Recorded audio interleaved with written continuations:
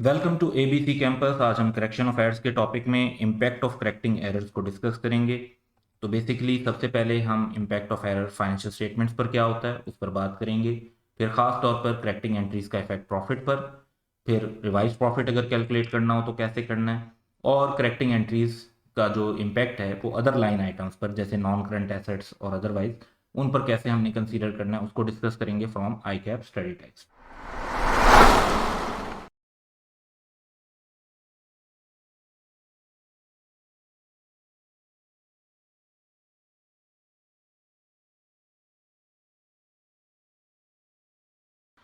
तो impact of errors जो financial statements पर है वो ये है कि इम्पैक्ट ऑफ एरर मटेरियल भी हो सकता है और इमटेरियल भी हो सकता है, लेकिन इस वजह से इसके इम्पैक्ट को क्वांटिफाई करना इंपॉर्टेंट है। बाज़ हो सकता है कि इमटेरियल एरर्स हों और आप उन्हें इग्नोर कर दें, बट स्टिल पहले आपको क्वांटिफाई तो करना पड़ेगा कि वो मटेरियल हैं या इमटेरियल हैं। और इसको बेसिकली कैसे कैलकुलेट किया जा सकता है कि आप अमाउंट निकालते हैं कि अगर एरर को करेक्ट नहीं करेंगे तो क्या अमाउंट होगी और अगर अमाउंट करेक्ट कर देंगे तो फिर क्या अमाउंट होगी। सेम इम्पैक्ट जो है वो करेक्टिंग जो हम जर्नल एंट्रीज पास करते हैं उनके डेबिट एंड क्रेडिट आइटम पर देखकर फौरन क्वांटिफाई किया जा सकता है। ज़्यादा जो कॉमन एनालिसिस है कि करेक्शन का जो इफेक्ट है वो प्रॉफिट पर और नॉन करंट एसेट्स पर कंसीडर किया जाता है। Effect of correcting entries on profit के लिए जो कुछ पॉइंट्स हैं उनको हम जरा जहन में रखते हैं कि effect of error reported profit पर भी हमें पता होना चाहिए और इसी तरह करेक्टिंग का जो इफेक्ट है रिपोर्टेड प्रॉफिट पर वो भी पता होना चाहिए। इस सिलसिले में कुछ पॉइंट्स जो रेलिवेंट हैं वो ये हैं कि जो इनकम और एक्सपेंसेस के अकाउंट्स होते हैं उन्हें हम नॉमिनल अकाउंट्स कहते हैं। नेट प्रॉफिट इंक्रीज हो जाएगा तमाम नॉमिनल अकाउंट्स के क्रेडिट होने पर, क्योंकि हम कहते हैं कि क्रेडिट कब होता है इनकम या एक्सपेंस। इनकम तब क्रेडिट होती है जब इनकम इंक्रीज होती है और इनकम के इंक्रीज होने से प्रॉफिट बढ़ जाता है। इसके अलावा एक्सपेंस कब क्रेडिट होता है। एक्सपेंस तब क्रेडिट होता है जब एक्सपेंस कम हो जाता है और एक्सपेंस के कम होने से भी प्रॉफिट बढ़ जाता है। तो बेसिकली कॉन्सेप्ट ये है कि इनकम या एक्सपेंस का अकाउंट जो भी है वो उसकी नेचर इतनी इंपॉर्टेंट नहीं है। अगर वो क्रेडिट हो रहा है तो उसकी वजह से प्रॉफिट बढ़ेगा। इसी तरीके से नेट प्रॉफिट डिक्रीज होगा जब भी कोई नॉमिनल अकाउंट डेबिट होगा। फॉर एग्जाम्पल इसका रूल जरा यहां ले लेते हैं कि आप कहते हैं कि एक्सपेंस कब डेबिट होता है, जब एक्सपेंस इंक्रीज होता है और एक्सपेंस के इंक्रीज होने से प्रॉफिट कम हो जाएगा। या इनकम कब डेबिट होती है,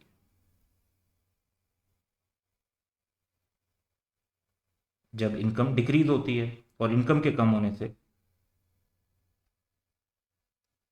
प्रॉफिट भी कम हो जाएगा। तो सिंपली अगर नॉमिनल अकाउंट्स यानी इनकम और एक्सपेंस के अकाउंट क्रेडिट हो रहे हैं तो प्रॉफिट बढ़ जाएगा और डेबिट हो रहे हैं तो प्रॉफिट कम हो जाएगा।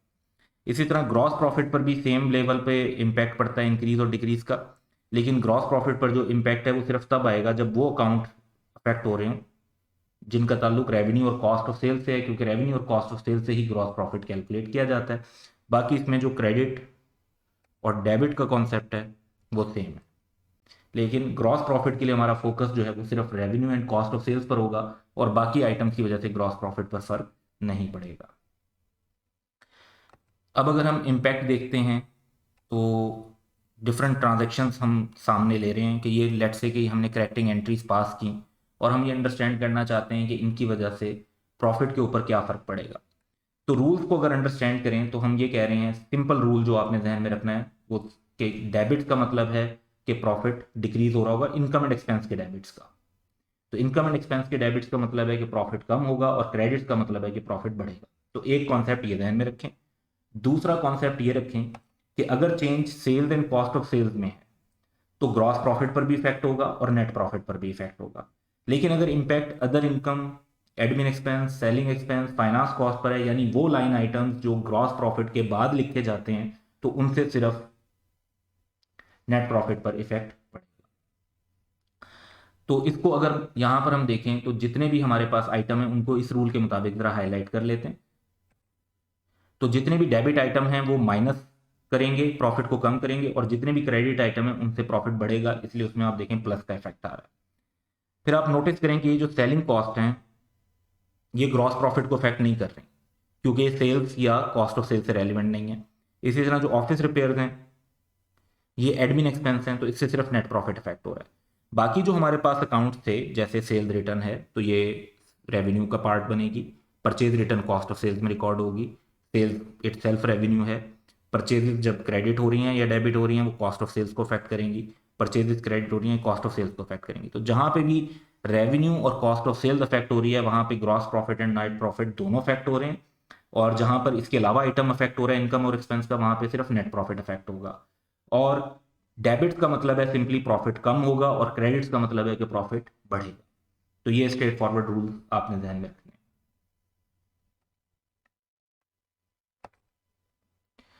रिवाइज प्रॉफिट कैलकुलेट करना, तो बाज़ क्वेश्चंस की जो एग्जाम में रिक्वायरमेंट होती है वो ये होती है कि जी रिपोर्टेड प्रॉफिट आपको दे दिया जाता है कि जी कुछ ये प्रॉफिट हमने कैलकुलेट किया लेकिन कुछ एरर्स हैं, आप इन एरर्स को जो है की करेक्शन कर दें और ये आप ये बता दें कि करेक्शन के बाद प्रॉफिट क्या होगा।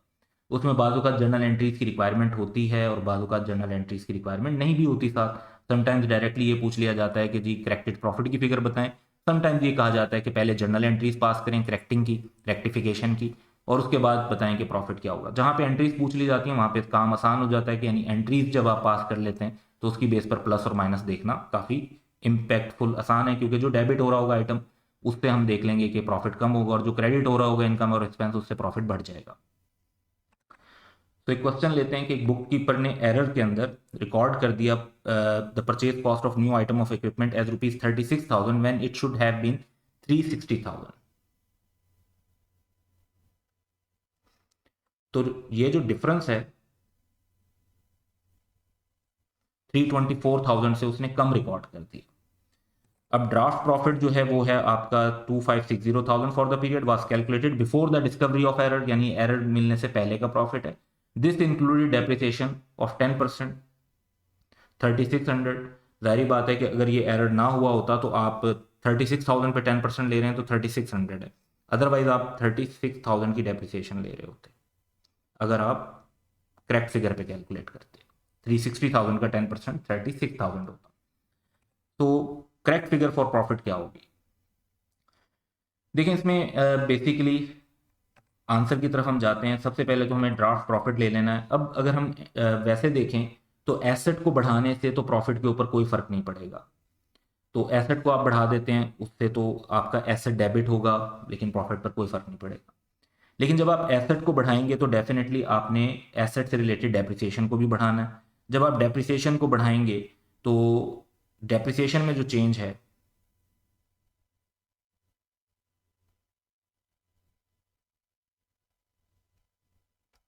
वो 32,400 से डेप्रिसिएशन इंक्रीज हो जाएगी।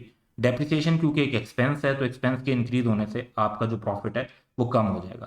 तो एडजस्टेड या करेक्टेड प्रॉफिट जो है वो ड्राफ्ट प्रॉफिट में से डेप्रिसिएशन का एक्सपेंस लेस कर दें तो आपके पास आ जाएगा। तो इसमें करेक्टिंग एंट्रीज तो दो होनी थी, एक एसेट को करेक्ट करना और दूसरा डेप्रिसिएशन को, लेकिन प्रॉफिट पर इफेक्ट सिर्फ डेप्रिसिएशन का था।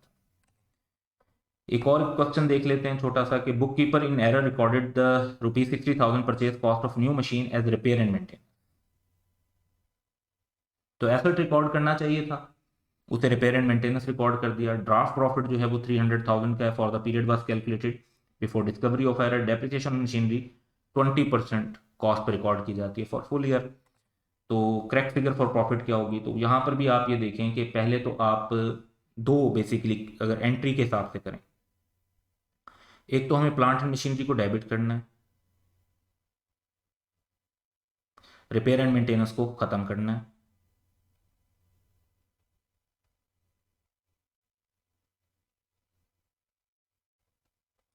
फिर इस पर 20% डेप्रिसिएशन चार्ज करेंगे तो वो बनती है 12,000। और डेप्रिसिएशन क्योंकि जब आप एसेट रिकॉर्ड करेंगे, पहले एसेट रिकॉर्ड नहीं हुआ था तो उसकी डेप्रिसिएशन भी रिकॉर्ड नहीं हुई होगी, अब आपने एसेट रिकॉर्ड किया तो उसकी डेप्रिसिएशन भी रिकॉर्ड कर देंगे।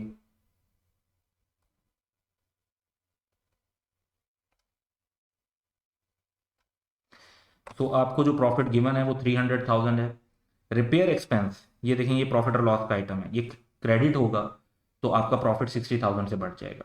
डेप्रिसिएशन एक्सपेंस, ये डेबिट होगा तो डेबिट की वजह से आपका प्रॉफिट कम हो जाएगा, और फिर आपका जो करेक्टेड प्रॉफिट है वो 348,000 है, जो कि इस क्वेश्चन का आंसर बनेगा। तो प्रॉफिट के साथ साथ हमें बाज़ अदर लाइन आइटम्स पर भी कंसीडर करना होता है। फॉर एग्जांपल जो एसेट्स हैं वो जब डेबिट होते हैं तो इसका मतलब है इंक्रीज होंगे, और जब क्रेडिट हो रहे होंगे तो डिक्रीज होंगे। लाइबिलिटीज़ के लिए रूल जो है वो इसका अपोजिट है कि लाइबिलिटीज़ डेबिट होने का मतलब है डिक्रीज होंगी, और क्रेडिट होने का मतलब है कि इंक्रीज होंगी। तो सिमिलर एक क्वेश्चन ले लेते हैं कि बुक कीपर इन एरर ने जो है रिकॉर्ड कर दिया purchase cost of new item of equipment 36,000 के बजाय, बल्कि 360,000 के बजाय 36,000, तो 324,000 का यहाँ पर इम्पैक्ट था कि कम रिकॉर्ड किया हुआ था। और नॉन करंट एसेट जो हैं वो 1.9 मिलियन के फॉर द पीरियड कैलकुलेट हुए हैं डिस्कवरी ऑफ एरर से पहले। इसमें डेप्रिसिएशन भी शामिल है 3600 की, और बेसिकली आपको अपने एसेट को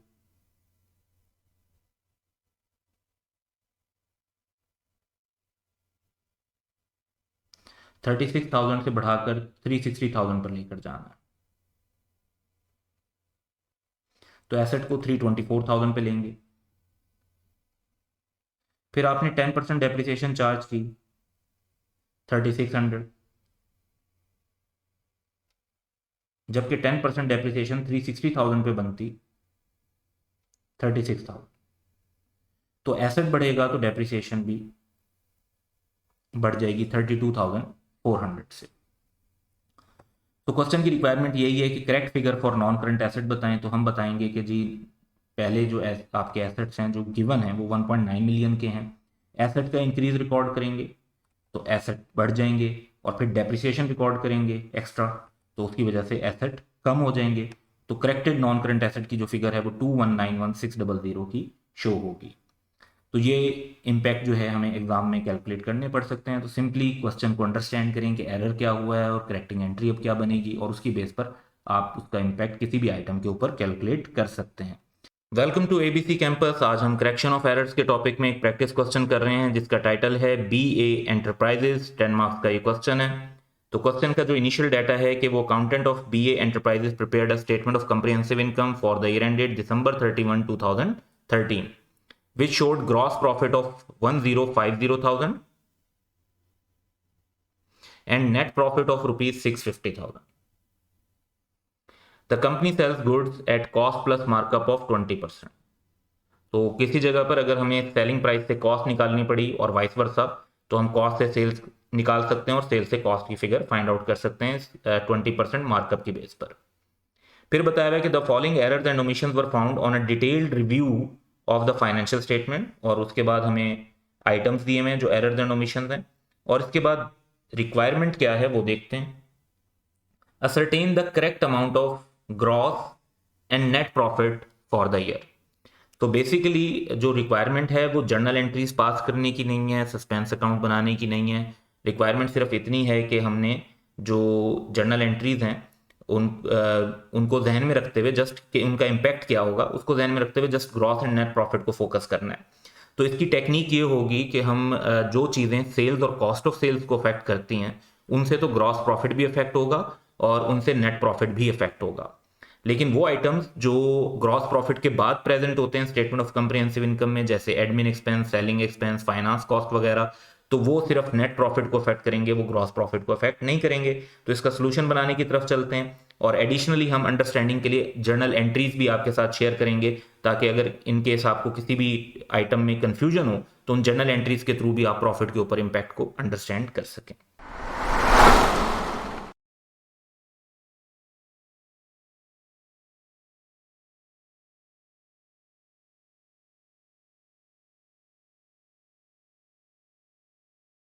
तो हम आंसर जो है वो लिख लेते हैं, और एक जो हमें स्टेटमेंट बनानी है उसके लिए फॉर्मेट बना लेते हैं। पर्टिकुलर रेफरेंस के अंदर हम क्वेश्चन में जो पॉइंट नंबर है वो लिख देंगे, ग्रॉस प्रॉफिट और नेट प्रॉफिट, और एज अ स्टार्टिंग पॉइंट हमें जो क्वेश्चन में अनकरेक्टेड प्रॉफिट गिवन है हम उससे शुरू करेंगे,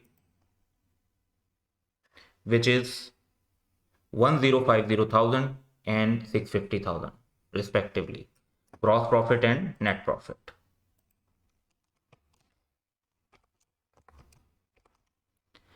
और अब जितने भी एरर होंगे उनको हम अकॉर्डिंगली जब करेक्ट करते जाएंगे, उनका इफेक्ट लेते जाएंगे, तो हमारे पास करेक्टेड प्रॉफिट आ जाएगा। एक हम वर्किंग बना रहे हैं और ये काफ़ी डिटेल्ड वर्किंग है, ज़रूरी नहीं है कि आप ऐसी वर्किंग बनाएं, लेकिन ये अंडरस्टैंडिंग के लिए हम काफ़ी डिटेल में इसको लेकर जा रहे हैं। तो ये क्वेश्चन की रिक्वायरमेंट नहीं है, और बेसिकली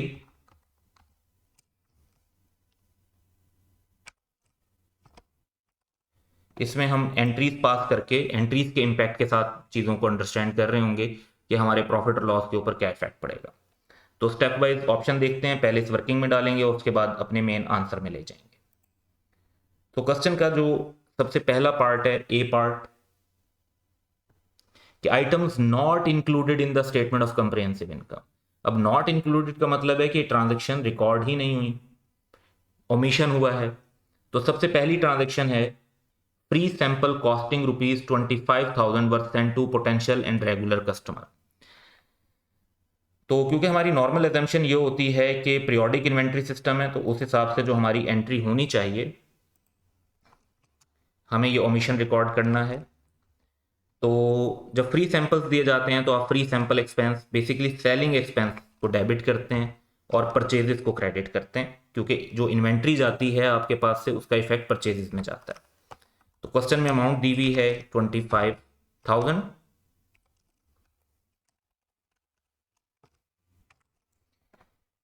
अब इसमें जो सेलिंग एक्सपेंस डेबिट हो रहे हैं, तो इसका मतलब है सेलिंग एक्सपेंस बढ़ रहे हैं, तो सेलिंग एक्सपेंस का इफेक्ट नेट प्रॉफिट पर पड़ेगा।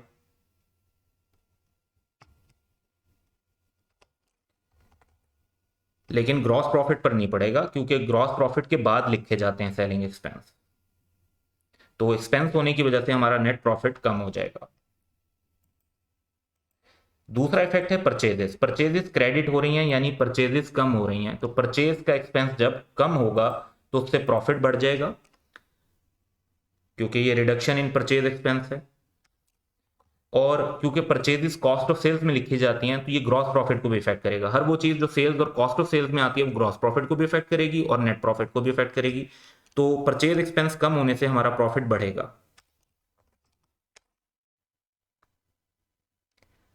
तो ये हमारा इम्पैक्ट आ गया कि जी, असल में अगर आप देखें तो नेट प्रॉफिट के ऊपर जो इम्पैक्ट है वो जीरो ही बनता है।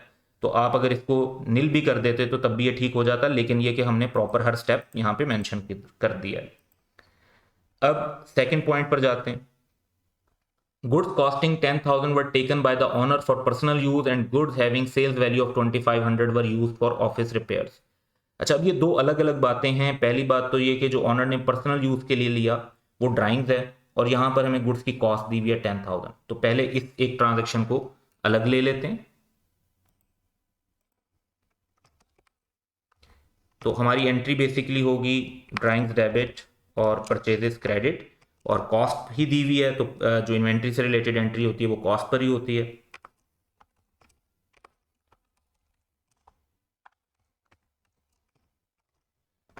तो ये एडजस्टमेंट है। अब ड्राइंग्स का ताल्लुक नहीं है प्रॉफिट और लॉस से। ड्राइंग्स जो है वो कैपिटल में जाकर लेस होती है, कैपिटल में से प्रॉफिट को इफेक्ट नहीं करती। लेकिन परचेजेस क्रेडिट हो रही हैं, तो परचेज एक्सपेंस कम हो रहा है, इसका इफेक्ट हमें लेना होगा। और परचेज एक्सपेंस कम होने से हमारा प्रॉफिट बढ़ेगा, और क्योंकि परचेज कॉस्ट ऑफ सेल्स में होती है तो ग्रॉस प्रॉफिट भी बढ़ेगा और नेट प्रॉफिट भी बढ़ेगा।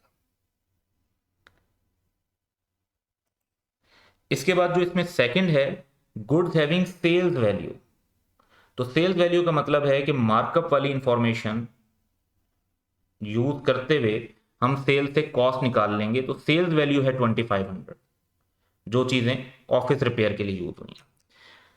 तो जब कोई चीज ऑफिस रिपेयर के लिए यूज हुई है तो हमारी एंट्री होगी ऑफिस रिपेयर्स डेबिट, क्योंकि जिस तरह ड्राइंग्स टू परचेज की एंट्री हुई है उसी तरह ऑफिस रिपेयर्स टू परचेज की होगी, या जिस तरह से फ्री सैंपल वाली एंट्री हुई है कि किसी और एक्सपेंस में गुड्स अगर जा रही हूँ तो परचेजेस को कम कर देते हैं और उस एक्सपेंस को रिकॉर्ड कर लेते हैं, लेकिन ये रिकॉर्ड हम करते हैं एट कॉस्ट। तो ऑफिस रिपेयर्स को 2500 पे नहीं, 2500 इंटू 100/120, क्योंकि 2500 सेल्स वैल्यू है जो कि 120% को रिप्रेजेंट कर रही है, तो 120 से डिवाइड करेंगे तो 1% की वैल्यू आ जाएगी, 100 से मल्टीप्लाई करेंगे तो 100% की वैल्यू आ जाएगी, which is cost, and that would be 2083। तो office repairs debit and purchases credit.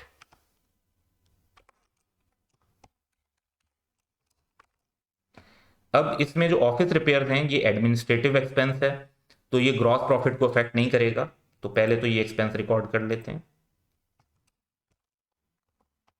Gross profit को अफेक्ट नहीं करेगा, सिर्फ इस एक्सपेंस की वजह से नेट प्रॉफिट कम हो जाएगा। लेकिन दूसरी तरफ जो परचेजेस कम हो रही हैं, परचेजेस तो कॉस्ट ऑफ सेल्स में होती हैं, तो ये ग्रॉस प्रॉफिट को भी अफेक्ट करेंगी, और परचेजेस कम होने से हमारी कॉस्ट ऑफ सेल्स कम हो जाएगी और ग्रॉस प्रॉफिट बढ़ जाएगा, और ग्रॉस प्रॉफिट बढ़ेगा तो अकॉर्डिंगली नेट प्रॉफिट भी बढ़ेगा। वंस अगेन जो इसका नेट प्रॉफिट पर टोटल इफेक्ट है इस ट्रांजेक्शन का वो 0 है। थर्ड देखते हैं, unpaid salaries and transportation inward expenses payable amounting to ₹20,000 and ₹10,000 respectively, यानी दो एक्सपेंसेस हैं जो एक्रूड हैं और वो उनका एक्रूवल की एंट्री रिकॉर्ड नहीं हुई, तो सिंपली हम इसकी एक्रूवल की एंट्री रिकॉर्ड कर देंगे।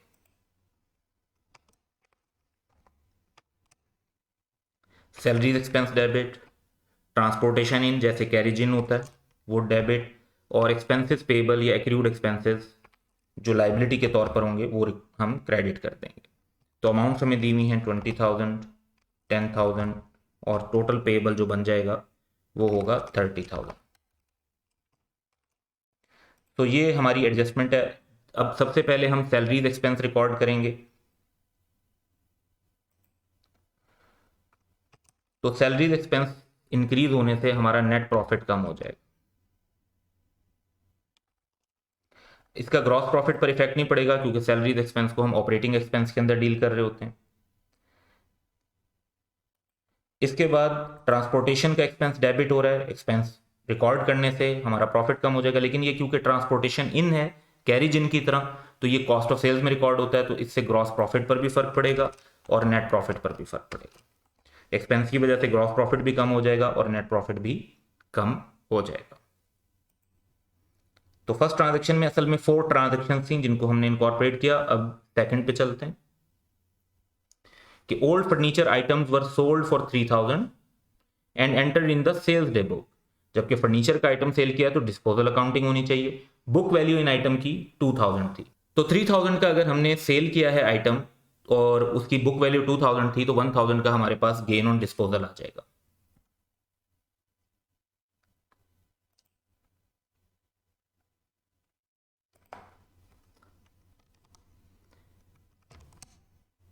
तो अगर हम कहते हैं कि एरर ना हुआ होता तो हमारी एंट्री होती कैश डेबिट 3,000 से, फर्नीचर जो है वो क्रेडिट हो जाता जो उसकी बुक वैल्यू है 2,000 से, और जो डिफरेंस है वो हमारा गेन ऑन डिस्पोजल आ जाता 1,000 से। तो ये एंट्री होनी चाहिए थी जो कि नहीं हुई, और इसके बजाय गलती से ये हुआ कि कैश तो सही रिकॉर्ड हुआ लेकिन सेल्स डे बुक में रिकॉर्ड कर दिया गया।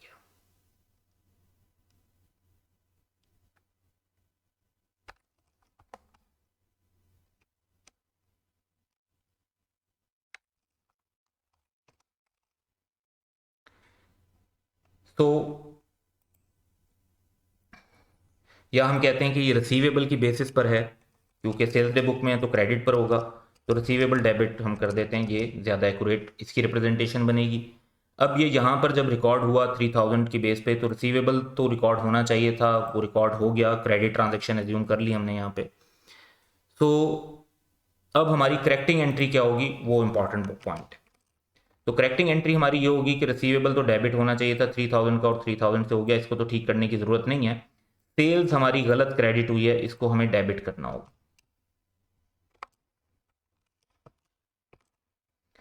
फर्नीचर को क्रेडिट होना चाहिए था लेकिन वो नहीं हुआ, तो अब कर देते हैं। गेन ऑन डिस्पोजल को 1,000 से क्रेडिट होना चाहिए था, नहीं हुआ था, तो अब करेक्टिंग एंट्री के तौर पर कर देते हैं। हमारी जो एंट्री का इफेक्ट है वो ये बनता है कि हमें सेल्स को रिवर्स करना है, फर्नीचर को रिड्यूस करना है और गेन ऑन डिस्पोजल रिकॉर्ड करना है। अब सेल्स जो है वो डेबिट हो रही है, यानी सेल्स कम हो रही है। तो सेल्स के कम होने से प्रॉफिट भी कम हो जाएगा, और सेल्स तो ग्रॉस प्रॉफिट की कैलकुलेशन में भी शामिल होती है, तो ग्रॉस प्रॉफिट और नेट प्रॉफिट दोनों के ऊपर उसका इफेक्ट आएगा। फर्नीचर का आइटम जो है वो एसेट का आइटम है, इसका प्रॉफिट पे फर्क नहीं पड़ेगा, लेकिन गेन ऑन डिस्पोजल 1000 का जब हम रिकॉर्ड करेंगे तो हमारा नेट प्रॉफिट बढ़ जाएगा। इससे बेसिकली ग्रॉस प्रॉफिट नहीं बढ़ेगा, क्योंकि जो गेन ऑन डिस्पोजल होता है वो ग्रॉस प्रॉफिट तक की स्टेटमेंट में रिकॉर्ड नहीं हो रहा होता। तो 1000 का ये गेन रिकॉर्ड करने से हमारा नेट प्रॉफिट इंक्रीज हो जाएगा। इंफॉर्मेशन सी पर चलते हैं। Rupees 24,500 were paid to a creditor as full and final settlement of an amount of rupees 25,000 and debited to purchase.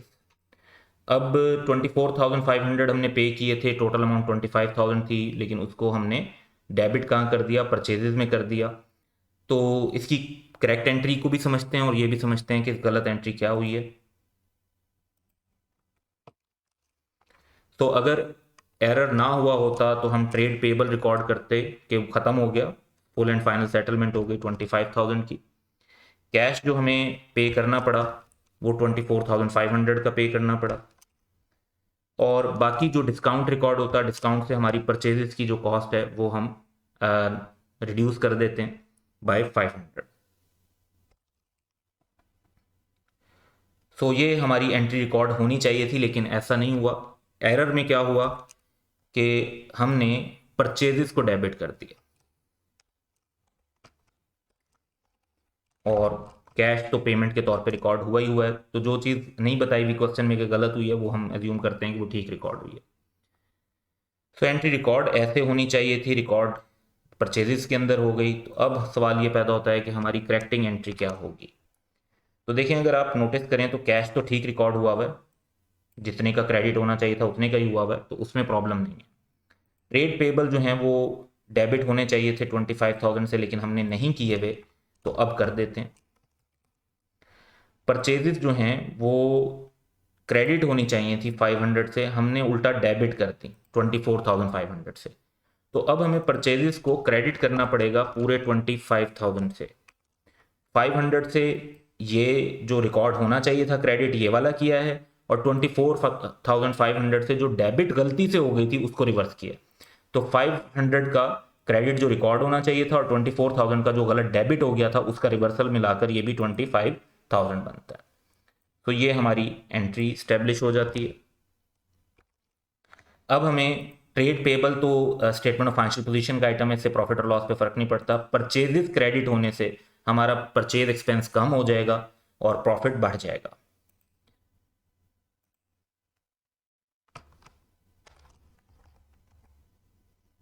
और परचेजेस कॉस्ट ऑफ सेल्स में होती हैं, तो ग्रॉस प्रॉफिट पर भी फर्क पड़ेगा और नेट प्रॉफिट पर भी इंक्रीज आएगा, दोनों में same.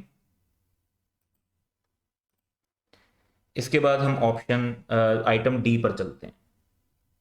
The sales day book was overcast by ₹30,000। तो सेल्स जो है वो 30,000 से ओवरकास्ट हो गई।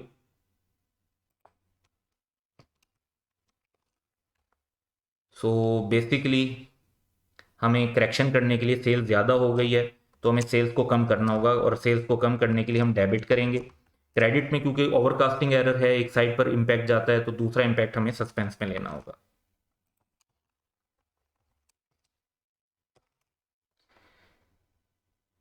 अब सस्पेंस अकाउंट तो प्रॉफिट से रिलेट नहीं करता। सेल्स अकाउंट जो है वो हमें कम हो रही है सेल्स, तो इससे हमारे प्रॉफिट कम होगा और ग्रॉस प्रॉफिट भी कम होगा और नेट प्रॉफिट भी कम होगा।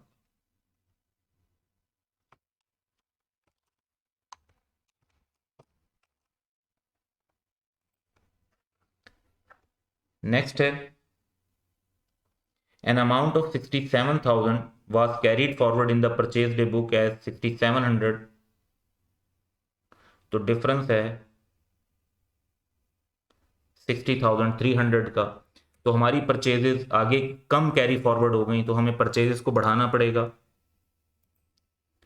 तो एंट्री वाइज अगर डिस्कशन करें तो परचेजेस को बढ़ाने के लिए हमें डेबिट करना पड़ेगा, और क्योंकि कैरी फॉरवर्ड के टाइम पर एरर हुआ है, तो दूसरा तो कोई अकाउंट इफेक्ट नहीं हो रहा, तो सस्पेंस अकाउंट में इफेक्ट चला जाएगा। अब वंस अगेन सस्पेंस अकाउंट का तो प्रॉफिट पर कोई इफेक्ट नहीं है, लेकिन परचेजेज रिकॉर्ड होने की वजह से कॉस्ट ऑफ सेल्स बढ़ेगी, ग्रॉस प्रॉफिट भी कम होगा और नेट प्रॉफिट भी कम होगा।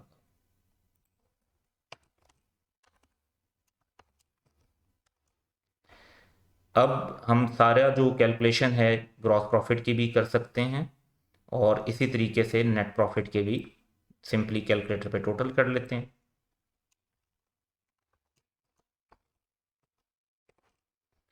तो हमारे पास आंसर आ जाता है कि जो करेक्टेड प्रॉफिट है that is 1008783562700।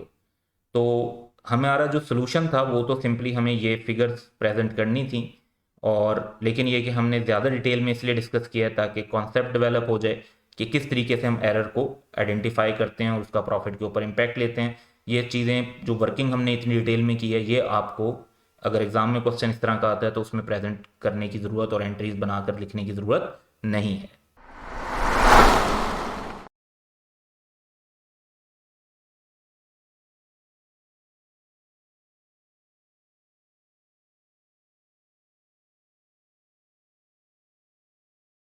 Welcome to ABC campus. आज हम करेक्शन ऑफ एरर्स के टॉपिक में objective based question and answer 1 to 10 को कवर कर रहे हैं। तो फर्स्ट क्वेश्चन है, Amna wrongly credited return inwards यानी सेल्स रिटर्न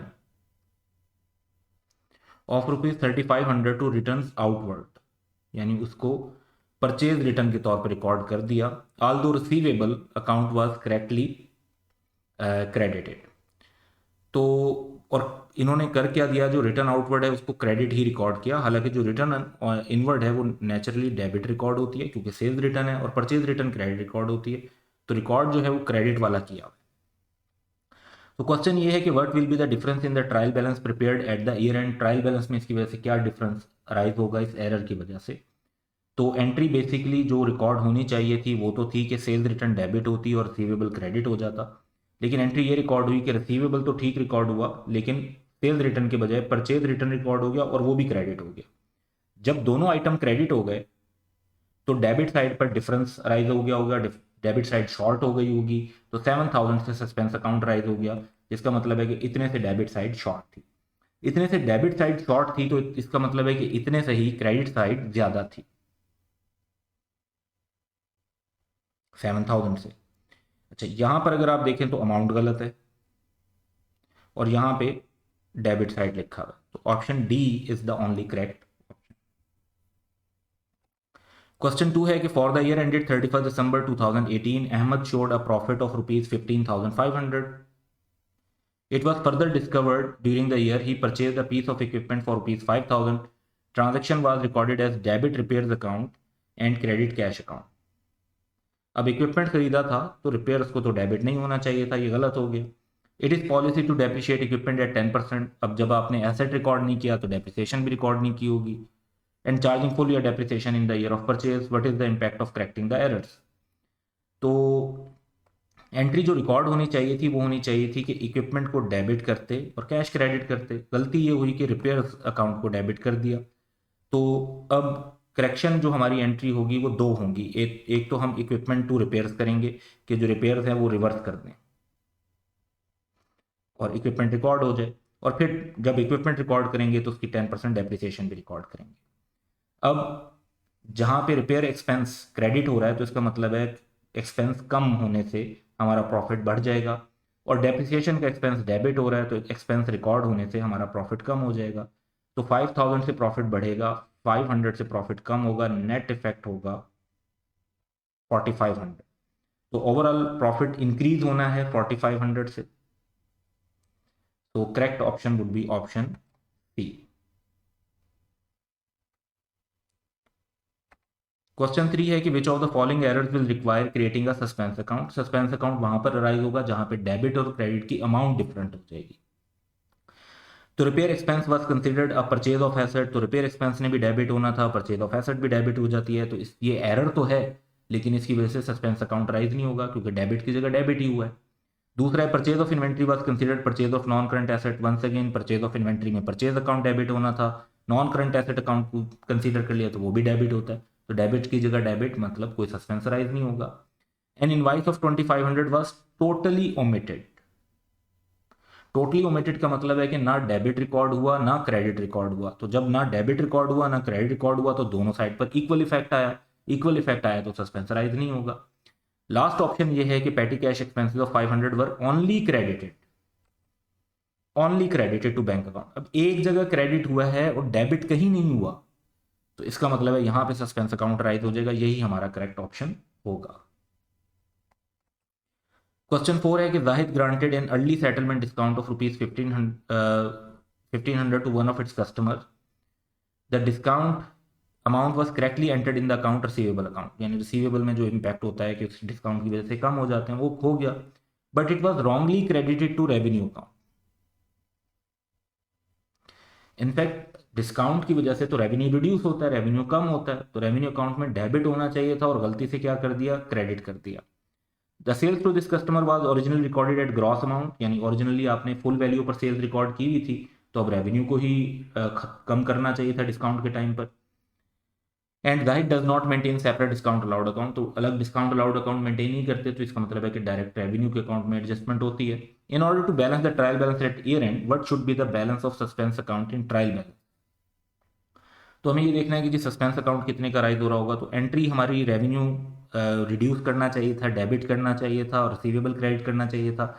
एंट्री हुई है कि रिसीवेबल तो ठीक रिकॉर्ड हो गए, रेवेन्यू डेबिट के बजाय क्रेडिट हो गया, जिसकी वजह से डेबिट साइड शॉर्ट हो गई होगी और सस्पेंस अकाउंट 3000 का जो है वो अराइज हुआ। तो हमारा जो करेक्ट ऑप्शन बनेगा इस बेसिस पर वो ऑप्शन बी बनेगा कि 3000 डेबिट बैलेंस होगा सस्पेंस का, जो एरर हुआ है उसकी वजह से। क्वेश्चन 5 है कि the suspense account shows a debit balance of ₹500। Which of the following errors could be the cause of suspense, यानी 500 का डेबिट बैलेंस जो आ रहा है वो इनमें से किसकी वजह से हो सकता है। फर्स्ट है overstatement of salaries expense by 500, यानी सैलरीज एक्सपेंस 500 से ज्यादा रिकॉर्ड हो गया तो डेबिट ज्यादा हो गया, इससे तो सस्पेंस क्रेडिट साइड पर आएगा, तो ये तो हमारा आंसर नहीं है। दूसरा है ओवरकास्टिंग सेल्स अकाउंट बाय 500, यानी 500 से जो सेल्स है वो ज्यादा हो गई है तो सेल्स क्रेडिट हो गई और सस्पेंस अकाउंट डेबिट हो गया। तो डेबिट जो सस्पेंस अकाउंट का है ये वाला करेक्ट ऑप्शन है, तो ऑप्शन बी करेक्ट आ रहा है। मजीद भी चेक कर लेते हैं। सी ऑप्शन है कि undercasting of sales by 500, sales 500 से कम रिकॉर्ड हुई है तो सेल्स जो है वो डेबिट होगी, तो सस्पेंस अकाउंट हमारा क्रेडिट हो गया। तो ये बेसिकली आपका ऑप्शन सी जो है ये भी फिर इनकरेक्ट है, क्योंकि इससे तो सस्पेंस क्रेडिट साइड पर अराइज हो रहा है। और डी ऑप्शन है कि payment to supplier of ₹500 was wrongly omitted completely from record. अच्छा, जो चीज़ कंप्लीटली ओमिट हो जाए उससे तो सस्पेंस अकाउंट राइज ही नहीं होता, क्योंकि उसमें डेबिट साइड भी ओमिट हो गई, क्रेडिट साइड भी ओमिट हो गई, तो सस्पेंस अकाउंट इन्वॉल्व ही नहीं होता।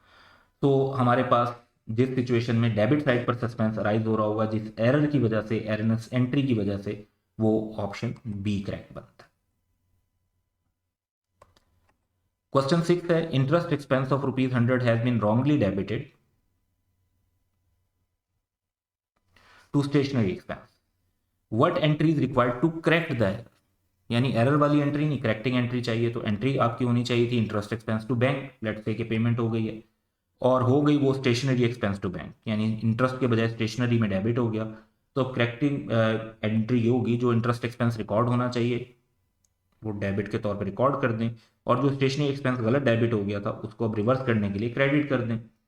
तो interest expense debit, stationery expense credit ₹100 से, तो हमारे पास जो इसमें सही एंट्री बनेगी वो बनेगी ऑप्शन बी।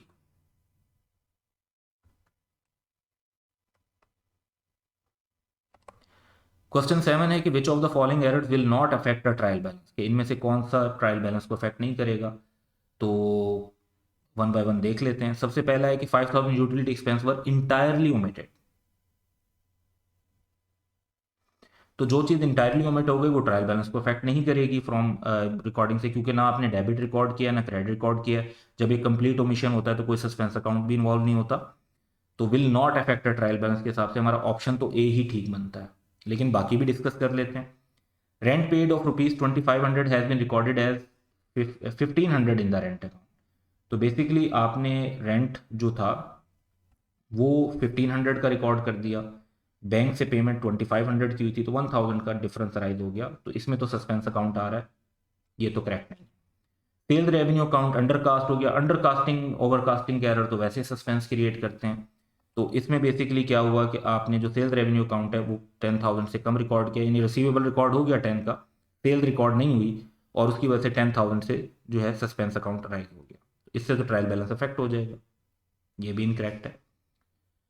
फिर cash paid of 3,000 for repair of equipment was credited to repairs account. Repair को डेबिट होना चाहिए था, आपने रिपेयर्स को बेसिकली क्रेडिट कर दिया, तो कैश भी क्रेडिट हो गया, रिपेयर्स भी क्रेडिट हो गए, जिसकी वजह से 6,000 का सस्पेंस राइज हो जाएगा, तो ये भी इनकरेक्ट ऑप्शन होगा, ऑप्शन ए ही वाहिद करेक्ट आंसर बनता है। क्वेश्चन 8 है कि which error will cause an entry in the suspense account. Transposition error when transferring a ledger account balance to the trial balance. अब सारी बात राइज होती है आ लेजर अकाउंट कि एक लेजर अकाउंट का बैलेंस ट्रांसफर करते हुए अगर गलती हुई है तो फिर वो कोई भी एरर हो, चाहे वो ट्रांसपोजिशन एरर हो या कोई अदरवाइज एरर हो, जब एक अकाउंट में गलती होगी तो जाहिर बात है टोटल डेबिट और क्रेडिट जो है वो उनमें डिफरेंस राइज हो जाएगा। तो हमारा करेक्ट ऑप्शन तो यही ऑप्शन ए होगा। लेकिन बाकी भी देखते हैं, error of commission where the wrong account is used for a transaction but it is the correct type of account.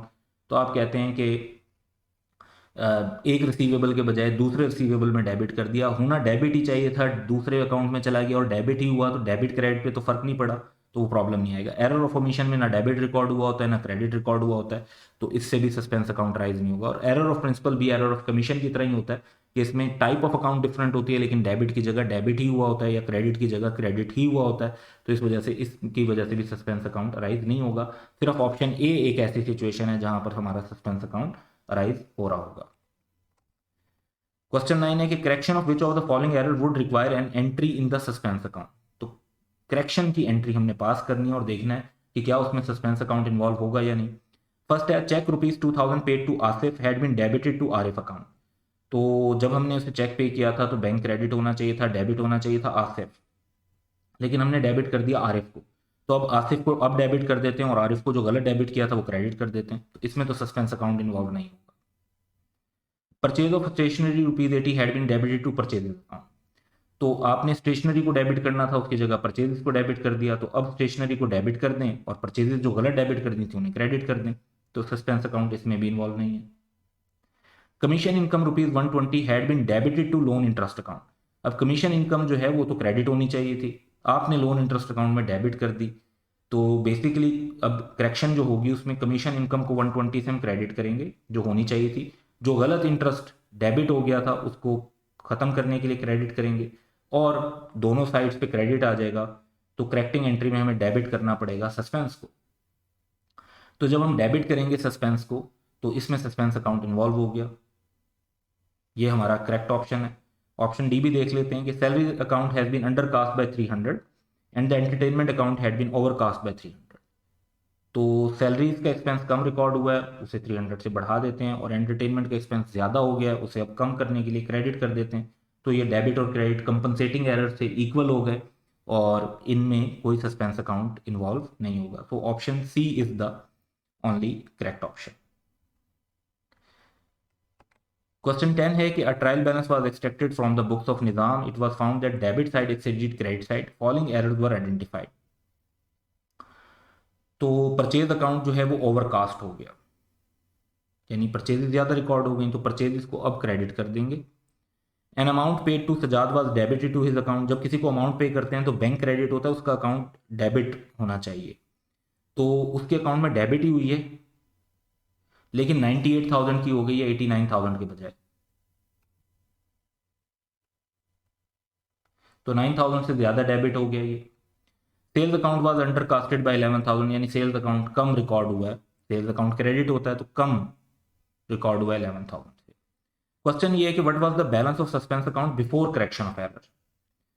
तो हम इसकी अगर करेक्टिंग एंट्री पास करते हैं तो हम कहते हैं जो परचेज अकाउंट ज़्यादा हो गया था उसको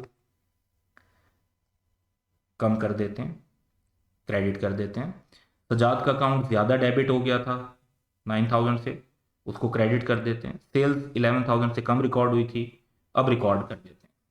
तो सारे जो करेक्टिंग एंट्री पास करेंगे उसमें सारे अकाउंट क्रेडिट हो रहे हैं, तो as a balance suspense account debit होगा। सस्पेंस अकाउंट डेबिट होकर एलिमिनेट हो जाएगा, इसका मतलब है कि करेक्शन से पहले सस्पेंस अकाउंट का जो बैलेंस था वो क्रेडिट था, क्योंकि अब डेबिट होकर ये खत्म हो रहा है।